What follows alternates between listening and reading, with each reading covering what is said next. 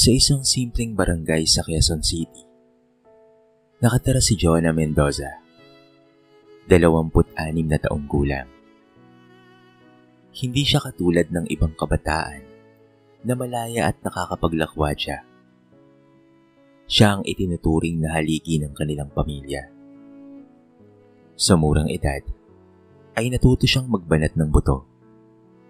Dahil sa kanyang balikat na kasalalay ang lahat ng pangangailangan ng kanilang tahanan. Nagtatrabaho siya bilang isang accounting assistant sa isang pribadong kumpanya ng mga construction supplies. Maaga siyang bumabangon araw-araw upang makasakay ng jeep patungo sa opisina. Kahit pagod at kulang sa tulog, hindi naman nawawala ang kanyang maliwalas na ngiti.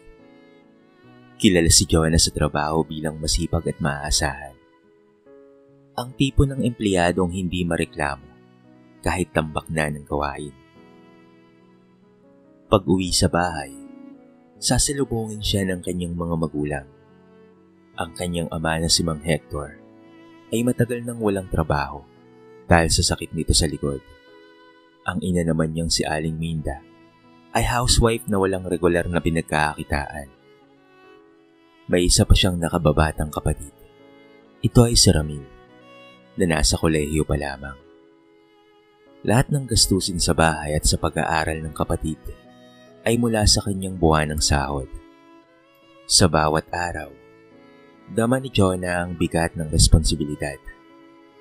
Madalas niyang maiisip na kung hindi siya kikilos, ay baka walang mailaman sa kanilang hapag. Ngunit sa kabila ng lahat, hindi siya nagre-reklamo. Para kay Jonah, mas mahalaga ang kaligayahan ng kanyang pamilya kaysa sa sarili niyang luho. Isang gabi, habang sabay-sabay silang kumakain, napansin ni Aling Minda ang pagod sa mukha ng anak. Anak, baka sobra ka nang napapagod sa trabaho ha? Baka naman kailangan mong magpahinga muna kahit isang araw lang. Wika ng ina habang inilalagay ang ulam sa pinggan ni Jonah. Ngumiti lamang si Jonah at pagkatapos ay umili. Ma, ayos lang po ako. Masaya po akong nakakatulong. Huwag po kayong mag-alala. Kaya ko naman po. Ang importante ay nakakakain tayo ng maayos at nakakapag-aral si Ramil. Napatingin si Mang Hector sa kanyang anak at halos maluha. Kung hindi dahil sa iyo, Jonah, ewan ko na lang kung ano nang nangyari sa ating pamilya. Napakabuti mong anak. Ngunit sa loob ng puso ni Jonah ay may pangarap rin siya para sa sarili. Gusto niya ring maranasan ng maging malaya, magmahal at mahalin, at mabuhay ng hindi lamang laging iniisip ang responsibilidad. Palagi niyang tinatago ang damdaming ito dahil pakiramdam niya ay hindi siya maaaring magkamali, hindi siya maaaring maging makasarili. Kinabukasan, habang nasa opisina, dumaan siya sa isang cafeteria sa kanto. Doon niya unang nasilayan ng isang lalaki na agad na umagaw ng kanyang atensyon. May kaakit-akit itong ngiti, matikas ang tindig, at tila malakas ang dating. Lumapit ito sa counter at kasabay niyang nag-order ng kape. Miss, ikaw na lang ang mauna. Mukhang nagmamadali ka eh. Magalang na sabi ng lalaki. Ngumiti si Jonah at bagyang tumango. Salamat. Hindi niya alam na ang simpleng tagpong iyon ang siyang magiging simula ng pagbabagong magdudulot ng gulo sa kanyang buhay. Ang lalaki ay nagpakilala bilang si Joey Javier. At mula sa araw na yun, unti-unting mababago ang tahimik na organisadong mundo ni Jonah. Makalipas ang ilang araw, muli na namang nag-cruise ang landas ni na Jonah at Joey sa parehong cafeteria kung saan sila unang nagkita. Nagkataong sabay silang pumila, ngunit si Joey ay parang matagal nang kakilala ang turing sa kanya. Hoy, ikaw ulit? Siguro talagang tadhana na to, no? Biro nito. Bahagyang natawa si Jonah. Siguro nga, Mukhang pareho tayong mahilig sa kape. Simula noon, naging madalas na ang pagkikita nila. Lagi nang naroroon si Joey tuwing break time ni Jonah. Tila inaabangan siya nito. Maboka ang lalaki. Laging mayroong papuri. Mula sa ayos ng buhok ni Jonah hanggang sa paraan ng kanyang pagtawa. Para kay Jonah, isang bagay itong matagal na niyang hindi nararanasan. Ang mabigyan ng pansin bilang babae, hindi lamang bilang breadwinner. Alam mo, Jonah, minsang sabi ni Joey, habang magkasama silang kumakain, napakabait mo, sobrang responsable mo. Kung lahat ng babae ay kagaya mo, wala nang maghihirap na lalaki. Nag-init ang pisngi ni Jonah sa hiya at tuwa. Noon lang siya nakaramdam ng ganitong papuri mula sa isang lalaki. Habang lumilipas ang mga linggo, naging mas malapit sila sa isa't isa. Madalas silang mag-usap tungkol sa mga pangarap. Kwento ni Joey, dati raw siyang nagtatrabaho bilang technician, ngunit nawala ng permanenteng posisyon. Kaya naman ngayon, kung ano-anong racket ang ginagawa niya. Driver minsan naman construction helper. Pero hindi naman habang buhay ganito, Jonah. Pangarap kong magnegosyo balang araw. Basta may katuwang ako. Sabi niya, habang seryosong nakatitig kay Jonah. Hindi may paliwanag ni Jonah ang kilig na nararamdaman niya. Kahit may bahid ng pangamba, pinili niyang makita ang sipag at determinasyon sa mga salitang binitawan ng lalaki. Sa kabila ng pagiging breadwinner, nagustuhan niyang may isang taong nagbibigay sa kanya ng atensyon at nagpaparamdam na siya ay mahalaga. Dumating ang araw na inalok siya ni Joey na maging nobya nito. Sa ilalim ng mga ilaw ng plaza, patapos silang kumain, ay bigla itong huminto at hinawakan ng kanyang kamay. Jonah, matagal ko nang nararamdaman to. Gusto kong malaman mo na hindi lang simpleng paggugusto ang nararamdaman ko para sa'yo. Mahal kita, Jonah. Sana balang araw ay maging tayo. Parang may kumalabog sa dibdib ni Jonah. Naalala niya ang mga sakripisyong ginagawa niya para sa kanyang pamilya at kung gaano niya kadalas nakakalimutan ng kanyang sarili. Sa unang pagkakataon, naramdaman niyang siya naman ang iniintindi. Oo, Joey. Mahina ngunit puno ng emosyon na sagot ni Jonah. Gusto rin kita. Kaya kahit hindi ka naman ligaw sa akin, sinasagot na kita. Mula noon, naging opisyal ang kanilang relasyon. Laging may dalang bulaklak si Joey sa opisina niya. O kaya naman ay simpleng tsokolate. Lalong nahulog ang loob ni Jonah. At unti-unti, nagbago rin ang kanyang oras. Mas marami na siyang inilalaan para kay Joey kaysa sa kanyang pamilya. Napansin ito ng kanyang ina. Jonah, lagi ka nang ginagabi ah. Sino ba ang lagi mong kasama? Tanong ni Aling Minda. Minsang hating gabi na umuwi si Jonah.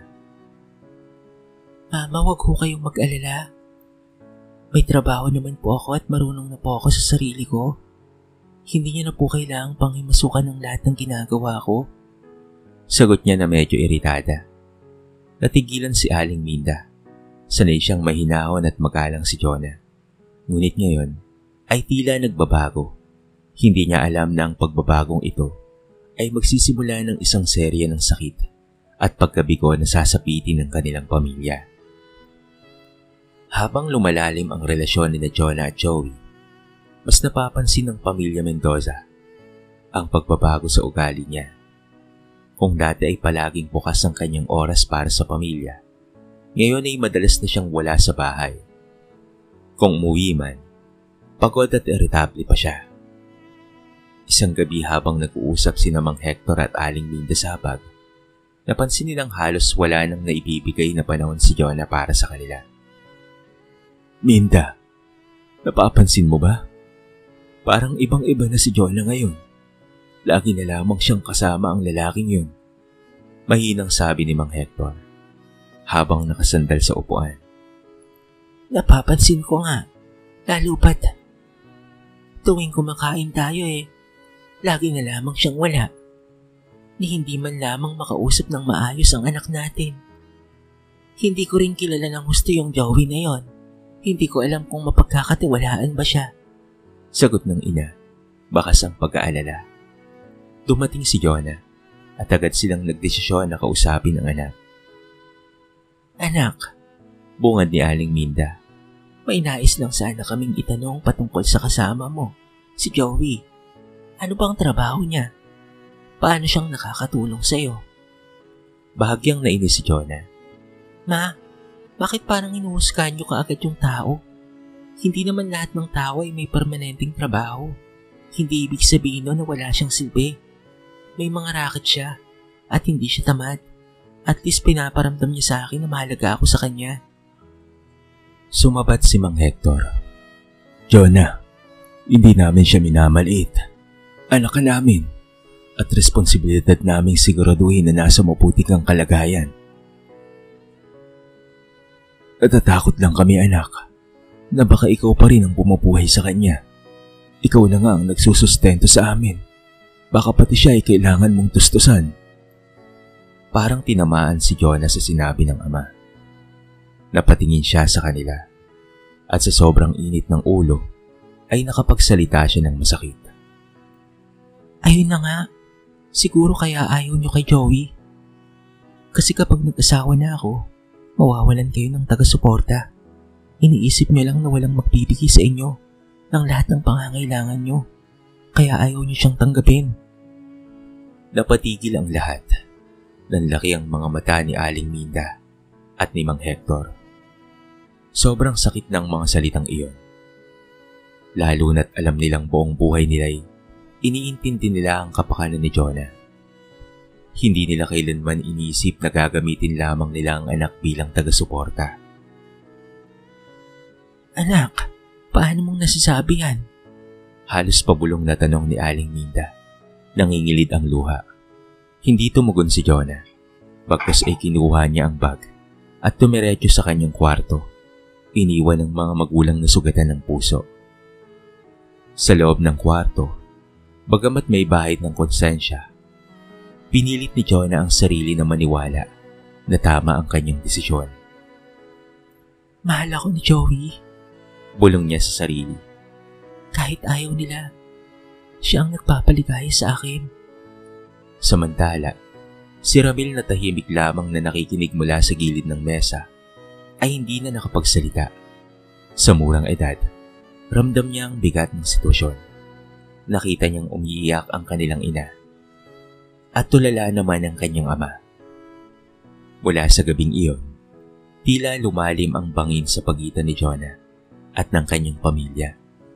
Isang bangin na lalong lalaki habang pinipilit niyang ipaglaban ang pagmamahalan nila ni Joey. Lumipas ang mga linggo at mas naging matatag ang relasyon ni na Joey at Jonah. Pero iyon ay sa paningin lamang ni Jonah, ngunit sa paningin ng iba, lalo na ng kanyang pamilya, malinaw ang pagbabago. Kung dati ay magalang at mahinahon si Jonah, ngayon ay mabilis siyang uminit ang ulo. Lalo na kapag napag-uusapan si Joey. Ate Jonah, baka naman sobra ka nang gumagastos sa mga lakad ninyo ha? Minsang paalala ni Ramil nang makita ang ate niyang bumibili ng mamahaling relo na ibibigay nito para kay Joey. Ngumisi lamang si Jonah at nagsalita ng may halong panunumbat. Pera ko naman to, hindi ba? Pinaghirapan ko to, kaya huwag kang makialam kung papaano kong gagastusin ang pera ko. Napayuko na lamang si Ramil. Sa puso niya, ramdam niyang mali ang ginagawa ng kanyang ate. Pero natatakot siyang lalong lumayo ang loob nito kapag pinakialaman pa niya. Habang abala si Jonah sa trabaho, hindi niya napapansin na unti-unting nagiging siya ang nagbabayad ng halos lahat ng kanilang date ni Joey. Mula sa simpleng merienda hanggang sa mga mamahaling damit na gusto ng lalaki. Love, baka naman pwedeng ikaw na muna ang gumastos ngayon. Medyo gupit kasi ako eh. Wala akong ganong racket. Madalas na hiling ni Joey. At dahil sa bulag sa pagmamahal itong dalaga, wala siyang pag-aalinlangan na agad na pumapayag. Oo naman Joey, hindi mo kailangang mag-alala. Basta't ako, nandito lang ako para sa'yo. Sa tuwing may okasyon, si Jonah ang laging gumagastos. At kung minsan, kapag may problema si Joey gaya ng pambayad sa motor o sa renta ng inuupahan itong maliit na kwarto, si Jonah na rin ang sumasagot. Sa loob ng kanyang isip, sinasabing, normal lang to. Ganyan naman talaga kapag nagmamahalan. Tulong-tulong lang. Ngunit hindi niya namamalayan na siya na lang pala ang laging nagbibigay, habang si Joey ay puro pangako at matatamis na salita lamang. Nais rin sanang ipakilala ni Jonah si Joey sa kanyang mga magulang upang formal na makilala nila ang lalaking mahal niya.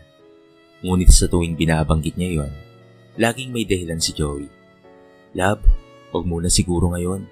Nahihiya ako kasi wala pa akong may pagmamalaki sa kanila. Kapag okay na ang negosyo ko, saka tayo pupunta dyan. Ayokong isipin nilang walang-wala ako. Bagamat may bahagyang pangamba, pinili ni Jonah na maniwala. Oo nga naman. Isip niya. Hindi pa siya handa at baka mali lang ang timing.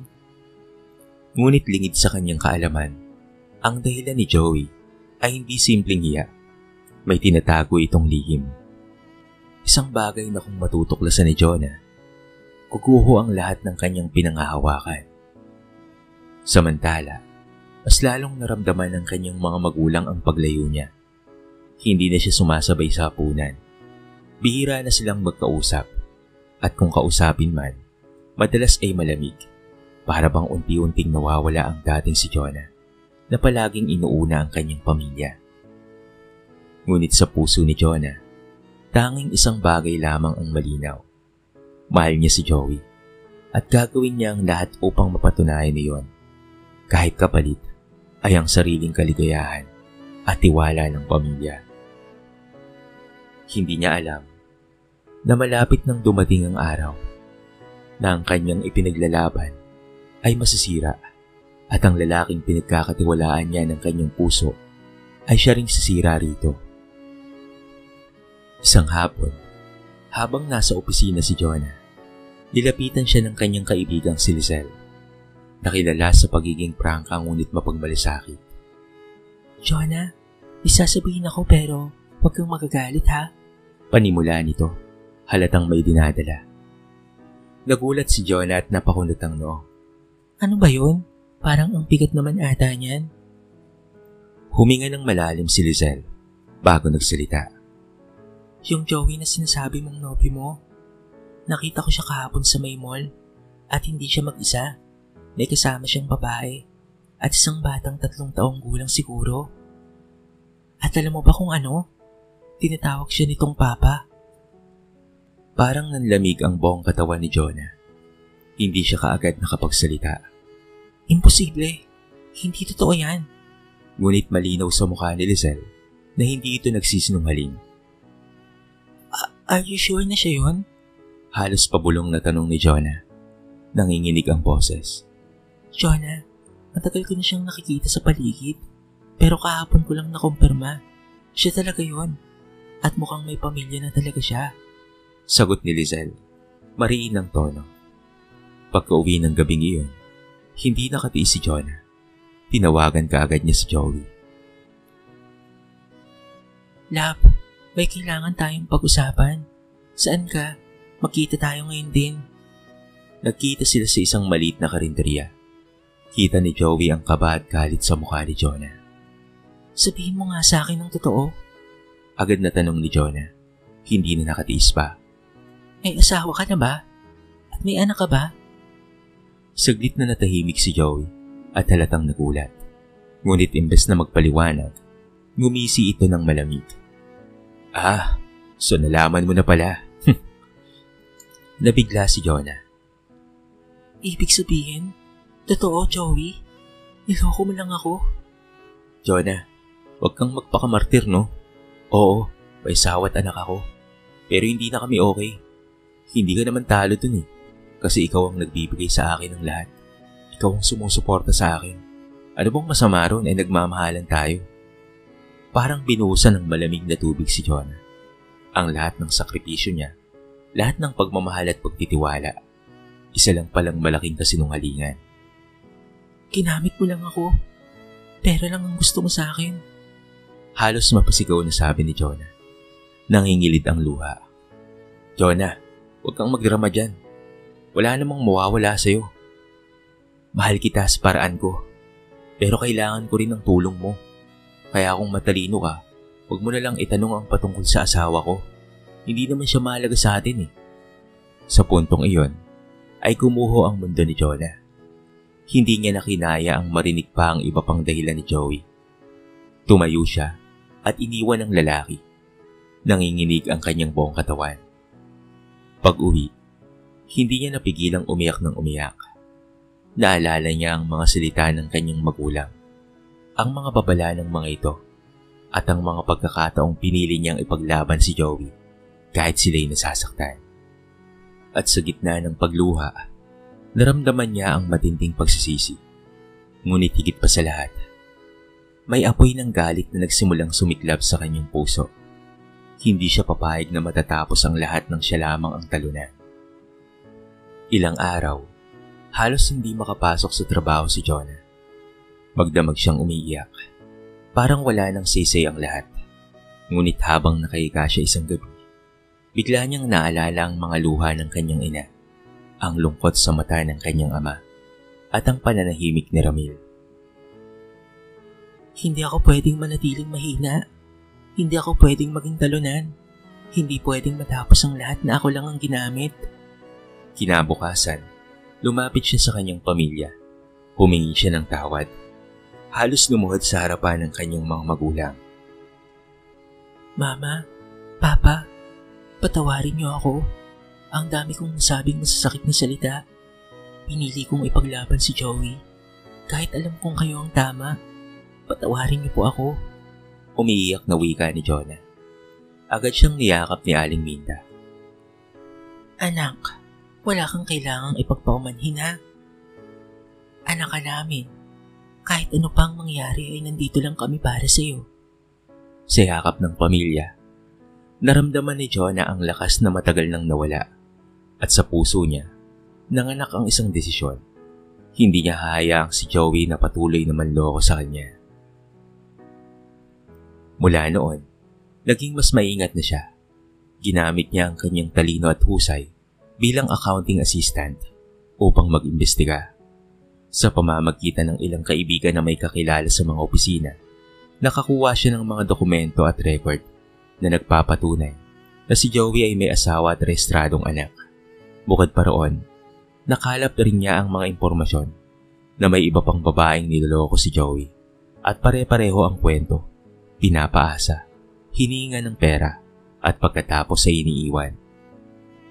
Isang gabi, nagkita ulit sila ni Lisel sa isang kapihan. Doon niya ipinakita ang mga ebidensya. Grabe, Jonah. Kung hindi lang kita mahal na kaibigan, hindi ko kakayaning makita kang nasasaktan. Pero ngayon, nakikita kong matatag ka. Tama ka. Dapat malaman ng lahat ng totoo. Nagplano si Jonah sa nalalapit na pista sa kanilang barangay kung saan maraming tao, kasama ang ilang kaibigan at kakilala. Sisiguraduhin niyang mabubunyag ang lahat ng kasinungalingan ni Joey. Dumating ang araw ng pista. Sa gitna ng kasiyahan at tugtugan, nagkunwari si Jonah na okay lang ang lahat at inimbitahan si Joey. Nakangiti ito at akala'y siya pa rin ang mahal ng dalaga. Love, puti naman at naisipan mong magkasama tayo dito. Ang saya pala kapag kasama ka. Ani Joey, nakangiti at walang kamalay-malay sa kapalarang naghihintay sa kanya. Nang dumami na ang tao, biglang humakbang si Jonah sa entablado ng plaza. Kinuha niya ang mikropono at sa nanginginig ngunit matatag na tinig ay nagsalita siya. Mga kabarangay, gusto ko lang pong ipalam ang totoo patungkol sa lalaking ito. Sabay turo kay Joey na agad na namutla. Inisa-isa niya ang mga ebidensya, mga dokumento, litrato ng asawa at anak, pati mga testimonya ng ibang babaeng niloko. Isa-isa itong ipinakita sa harap ng maraming tao. Gusto niyang mapahiya ang lalaking ito dahil sa ginawa sa kanya at pati na rin sa iba pang mga babae. Nabulaga si Joey. Pilit siyang tumakbo ngunit pinigilan ng ilang tao. Ang dating matamis na imahe niya ay gumuho sa harapan ng lahat. Ginamit mo lang ako. Niloko mo ako. At sinaktan ng pamilya ko. Mariing wika ni Jonah. Bakas ang galit, ngunit matatag ang boses. Ngayon tapos na. Hindi na ako ang biktima mo. Nagpalakpakan at sigawan ng mga tao. Sa unang pagkakataon, si Jonah ang nagwagi at si Joey nabunyag ang tunay na kulay at sobrang kahihiyan ang nangyari sa kanya ng mga oras na yon. Matapos ang eskandalong naganap sa pista, mabilis na kumalat sa buong barangay ang pangalan ni Joey Javier. Ang dating binibida niyang charm at matamis na salita ay hindi na umubra. Lahat ay galit at nagtataka kung paano niyang nagawang linlangin ang maraming babae. Kabilang na nga roon si Jonah. Habang si Joey ay nagtatago mula sa kahihiyan, si Jonah naman ay nagsisimula ng buhay ng sarili. Hindi naging madali. Ilang gabi pa rin siyang umiiyak sa kama. Iniisip kung papaano niyang nagawang ipaglaban ng maling tao, laban mismo sa kanyang pamilya. Ngunit sa bawat araw na lumilipas, mas lalo siyang lumalakas. Isang umaga, habang nag-aalmusal sila, nagsalita si Mang Hector. Anak, napakabata mo pa. Huwag mong hayaan ang pagkakamali mo ang magdikta ng buong buhay mo. Ang mahalaga ay natuto ka, anak. Tumango si Aling Minda at hinawakan ng kamay ng anak. Jonah, hindi namin hinihiling na suportahan mo kami habang buhay. Ang gusto lang namin makita kang masaya at ligtas. Sana yan lagi ang tandaan mo, anak. Napaluwa si Jonah at niyakap ang kanyang mga magulang. Pasensya na po talaga kayo sa lahat ng sakit ng naidulot ko. Pero ipinapangako ko mula ngayon, kayo na ulit ang unahin ko. At higit sa lahat, matututo na akong pahalagaan ng sarili ko. Sa opisina, napansin rin ng mga katrabaho ang pagbabago kay Jonah. Hindi na siya laging malungkot o tuliro. Mas nakatutok na siya sa trabaho. Bumalik ang sigla niya at kalaunan ay napansin ng kanilang boss. Jonah, dahil sa kasipagan at galing mo, gusto kitang ipromote bilang Senior Accounting Officer. Deserve mo to, wika ng boss niya. Halos hindi makapaniwala si Jonah. Noon lang niya naramdaman ang tunay na gantimpala ng kanyang pagsisikap. Isang bagay na hindi kailanman kayang ibigay ni Joey. Isang linggo, dumalo sila sa simbahan bilang pamilya. Habang nakikinig sa homily ng pari, tumimo sa isip niya ang mga salitang, ang tunay na pagmamahal ay hindi nanggagamit. Ito'y nagbibigay at nag-aalaga. Sa puntong iyon, tuluyang nabuo ang aral sa puso ni Jonah na ang pag-ibig na bulag ay kayang magpabagsak kahit sa pinakamabait na tao. Ngunit ang pagmamahal ng pamilya ay walang kapalit at hindi ka kailanman lilinlangin. Hindi rin nakaligtas si Joey sa kanyang mga kasalanan. Makalipas ang ilang linggo, nadakip siya ng mga pulis dahil sa reklamo ng isa pang babaeng kanyang niloko. Habang dinadala siya, nakatayo sa gilid si Jonah kasama ang kanyang pamilya. Sa unang pagkakataon, hindi na siya nanginig sa takot o lungkot, bagkos ay nakaramdam siya ng katahimikan. Makalipas ang ilang taon, naging mas maayos ang lahat. Si Ramil ay nakapagtapos ng kolehiyo dahil sa tulong ni Jonah at ng kanyang bagong posisyon. Ang pamilya nila ay muling naging buo at naging mas matatag. Isang gabi, habang siya ay nakaupo sa terrace, pinagmamasdan ni Jonah ang mga bituin.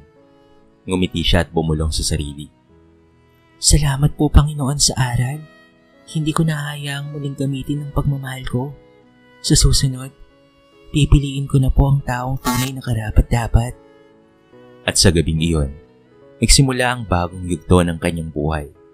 Isang buhay na puno ng aral, lakas, at mas maliwanag na bukas. Lumipas pa ang isang taon. Malaki na ang ipinagbago ng buhay ni Jonah Ramirez. Naging kilala siya sa kanilang opisina, hindi lamang bilang mahusay na accounting officer, kung hindi bilang huwarang empleyado na laging handang tumulong sa iba. Marami ang humahanga sa kanya dahil sa kanyang tapang at determinasyon na bumangon mula sa pagkakamali. Sa kanilang barangay, naging inspirasyon na rin siya ng mga kabataan. Madalas siyang imbitahan upang magsalita sa mga seminar. At pati na rin sa pagtitipon patungkol sa kahalagahan ng edukasyon at tamang pagpili ng mga taong mapagkakatiwalaan. Tuwing nagkukwento siya ng kanyang karanasan, hindi niya ikinakaila ang mga pagkakamaling kanyang nagawa. Bagkus, ginagawa niya itong gabay para magbigay ng aral sa iba. Ang pag-ibig ay hindi laruan. Hindi ito dapat nagiging dahilan para talikuran ng pamilya na tunay na nagmamahal sa atin. Ito ang madalas niyang paalala. Sa tahanan naman, mas naging masaya at matiwasay ang kanilang pamilya. Si Ramil ay may trabaho na. Siya ay isang guro sa isang pampublikong paaralan. At sa tuwing sinusweldohan siya, madalas niyang sinasabi, "Ate, salamat sa lahat ha. Ikaw ang dahilan kung bakit ko natupad ang pangarap ko." Napapayak si Jonah sa tuwing naririnig iyon. Dahil alam niyang kahit kaano man siya nadapa, nagbunga rin ng maganda ang lahat ng sakripisyo niya. Samantala, si Joey Javier, ang lalaking minsang nagpaluwa sa kanya, ay tuluyan ng nakulong dahil sa kasong estafa. At pati na rin bigamy. Sa balitang iyon, hindi na nagalit si Jonah, bagkus ay nakaramdam siya ng awa. Siguro kung pinili lang niya ang tama, hindi siya mapapahamak ng ganun.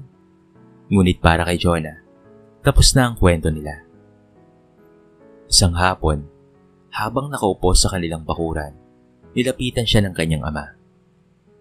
"Anak, ang ganda ng ngiti mo ngayon ah. Parang mas magaan na ang puso mo," sabi ni Mang Hector. Ngumiti si Jonah at tumango. Opo, Papa. Kasi natutunan ko na hindi lahat ng pagmamahal ay dapat ipaglaban. Minsan kailangan mong bitawan ng mali para may lugar sa puso mo ang tamang tao at tamang pagkakataon. Sa paglubog ng araw, dama ni Jonah ang kapayapaan. Hindi siya ang dalagang dating bulag sa pag-ibig. Siya na ngayon ang babaeng natuto, tumibay, at handang harapin ang bagong bukas. Hindi bilang biktima, kung hindi bilang isang taong nagwagi sa laban ng buhay. Tunay nga na ang puso natin ay hindi dapat ibinibigay basta-basta na lamang sa taong hindi pa natin lubos na kilala. Minsan, mas mainam na pairalin natin ang ating isip bago tayo magpasya.